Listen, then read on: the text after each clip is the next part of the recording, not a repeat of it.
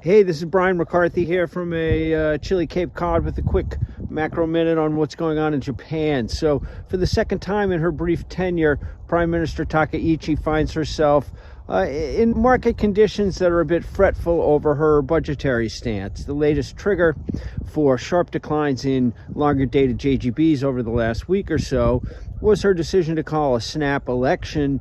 It's very early in her term to do so, but the LDP, her party, has only a razor-thin majority with the help of a small coalition partner, and her personal approval ratings are up near 70% in the wake of her tiff with China over her comments regarding Taiwan. Of course, that's created a rally around the flag effect that she wants to take advantage of in an attempt to boost up her majority in the Diet. And if she can do that, the market's belief is that that would free her up to loosen fiscal policy even further. She's spoken about the need to extract Japan from its austerity path. To be fair, even with the recent large supplementary budget she passed last fall and proposal for a pretty chunky 122 trillion yen spending package for fiscal 2026, they're still only forecasting the budget to be in, primary deficit, very tiny, basically primary balance. That means before interest payments, what they spend and what they take in will just about balance. So it's not like this is a highly irresponsible fiscal policy, although, of course, Japan itself does have a large stock of debt that the market is concerned about. Although, on the flip side, they have very significant stock of foreign assets. Japan is a net foreign creditor to the tune of over 80% of GDP and about 30% of GDP in foreign exchange reserves, which are held on the balance sheet of the MOFs.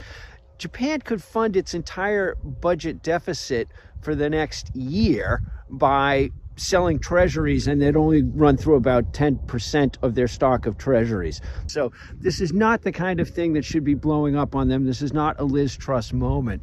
But the Prime Minister did announce recently that she's going to propose a 2-year temporary elimination in the VAT on food, which is currently 8%. That would cost about 75 basis points of GDP. And on the presumption that that kind of temporary tax cut tends to be permanent, it's a pretty significant potential loss of revenue to the government that rightfully has the market concerned. Now, why is she doing this? Because the Constitutional Democratic Party and Komeito, two centrist parties, combined, and they look like they could be a formidable opponent in this upcoming election, and she wants to undercut them because cutting the VAT on food, which I think will be pretty popular in Japan, where food inflation is a big issue, this new centrist coalition, this is one of their sort of foundational planks. So she's stealing that from them to try to undercut that. And what is unclear is whether this latest proposal is going to be additive to the 122 trillion yen 2026 budget she's proposed, or whether they're going to cut something out to squeeze that in. They did suggest yesterday via comments from the finance minister at Davos, who said that this cut to VAT on food will not result in increased JGB issuance. And then at a cabinet meeting last night, they didn't seem to be altering their budget forecast dramatically for next year. So it doesn't look like this proposal will be added on top of an already expansive budget. And I think we just need to keep in mind this new prime minister is trying to get through this election. Yes, there's going to be some fiscal easing, but I think once the election is passed, that's going to be the end of that for a while. The bottom line is no one in Japan, the government, the BOJ, business leaders, union, no one wants a weaker yen from here. There's no constituency for that. I think this will pressure the BOJ into moving forward its rate hike. The market's not looking for the next hike until July. I think at tomorrow's BOJ meeting, they'll probably indicate that that could happen in April. You get the BOJ on its horse, just moving a little bit faster. MOF to intervene in dollar yen above 160 if necessary to give the BOJ time to get its act together.